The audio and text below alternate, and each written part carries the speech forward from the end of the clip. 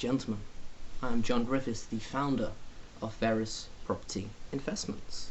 You're joining us here today on the Entrepreneur's Journal, episode 5 of the Insight Entries, and today what we're talking about is self-defeating habits, something I've wondered about for a long time, because after all, why would we do anything that's contrary to our own progress? Why would we betray ourselves so? And what I've realised is when you're striving towards something, so for my example, in my case, it's business, it's being able to educate people and lead people, to being able to open their eyes to their own potential that they can manifest. But in grouping those goals together, you create a concept, and that concept becomes an ideal or a judge, although both those words are quite interchangeable.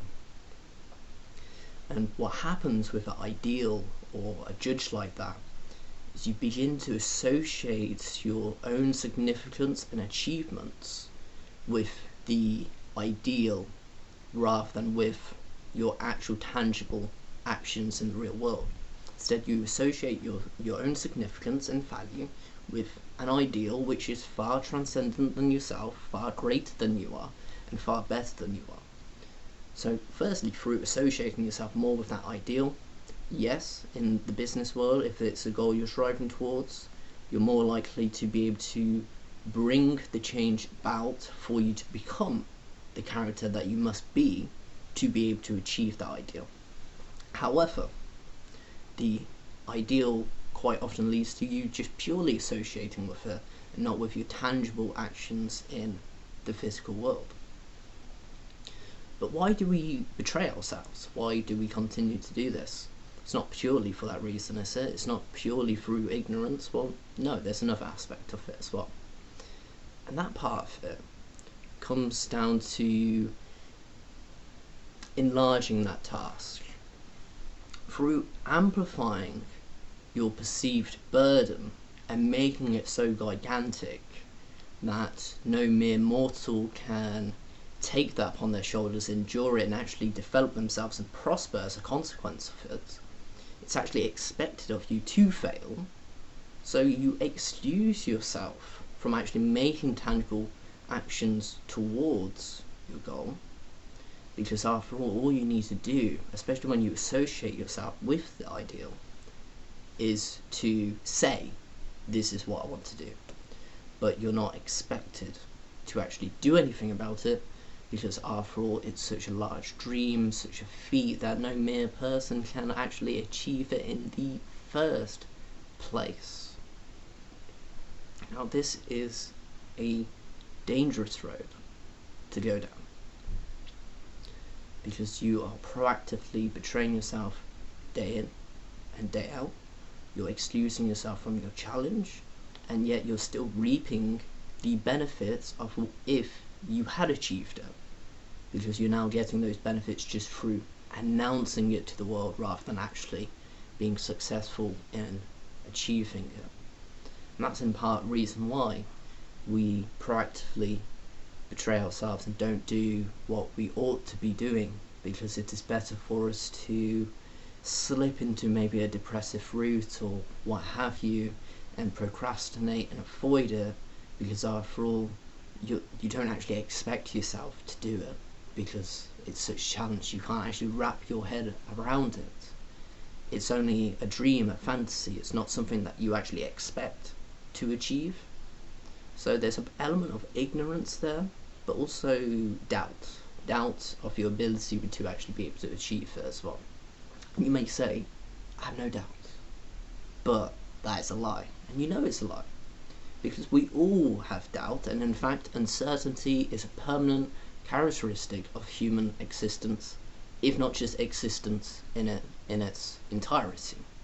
So doubt is a permanent feature of our life, and so to claim that you are not doubting yourself is to ignore the problem, the challenge that you do actually have to face, and that's overcoming that.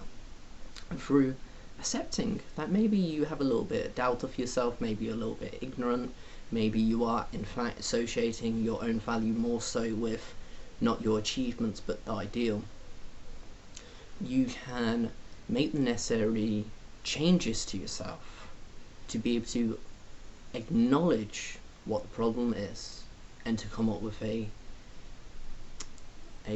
productive path towards it. And just whilst we're on the topic of ideals as well, I want to just make a bit of a pivot actually into sort of the romantic field, because that's another area where ideals are very paramount, are very prevalent. And what happens in romantic relationships is quite often we have a perceived concept of what that person ought to be like, because we have a particular ideal of who we would like to be dating, and then we come across people and we fit this filter over them, and they register that filter, and through maybe subconsciously conforming somewhat to it, or maybe even consciously, they will conform to the ideal that you set out. And you tend to do the exact same thing in reverse with them as well. And although that can lead to a healthy relationship, quite often what it is that both parties will become resentful because they are being put under the eye of a ideal that they are not, and you are not seeing them for as they are. Instead, you want them to be other than they are, and that's not a particularly productive relationship to be in. So in short, be careful of what you worship, be careful of your ideals, because again, they can quite easily excuse you from actually doing anything productive, and they have a tendency to lead you into a ignorant bliss, and it's within that ignorance that we can become incredibly frustrated internally and subconsciously with ourselves, due to the fact that, consciously we might be able to feign ignorance, but the underground of our psyche is not stupid. It knows every single thing about you at any one time, all together. You can't trick it. And even though consciously you're under this veil of ignorance, your psyche is frustrating itself and twisting itself around, being disturbed by the fact that you are not making the progress that you ought to be.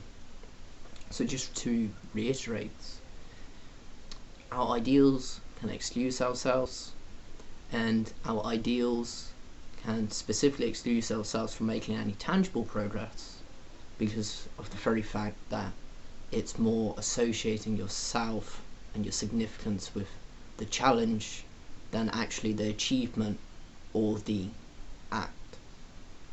And I find this can lead us down a very frustrating road where we're not making progress and we're so blind to it all. But it's important to remember to be careful of what you worship and such ideals, and also be conscious of when you are just exaggerating a problem to such portions that you no longer expect yourself to actually achieve it. In fact, I write an entire section about being careful of your ideals and what you worship in the book that I'm working on at the moment. And one of the things that I kind of write to put it into perspective is, imagine you're at the foot of this mountain, and the mountain, the peak of the mountain represents your ideal, your judge, what you're aiming for. And you stand at the bottom of the mountain and you do not climb it. Instead, you just stand there, admiring the view and bathing in it and bathing in the glory of it all. And every single person that passes you on by, you announce to them, this is my challenge, this is my feat, this is my burden, is it not so magnificent? And passers-by turn to you and say, have you not seen the view up there?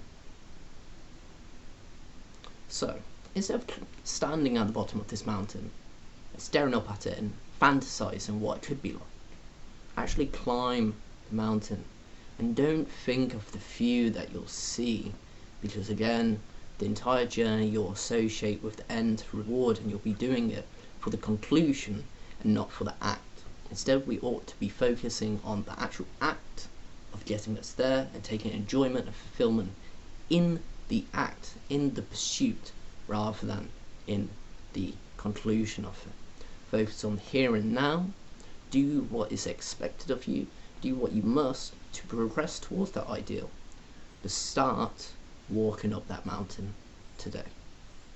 That was John Griffiths, Verus Property Investments, the Entrepreneur Journal, episode 5. I hope you've enjoyed it, and I'm quite liking this painting behind me. It's a beautiful painting, just there you go, it's beautiful. Anyhow, have a lovely day everyone, and thank you for listening.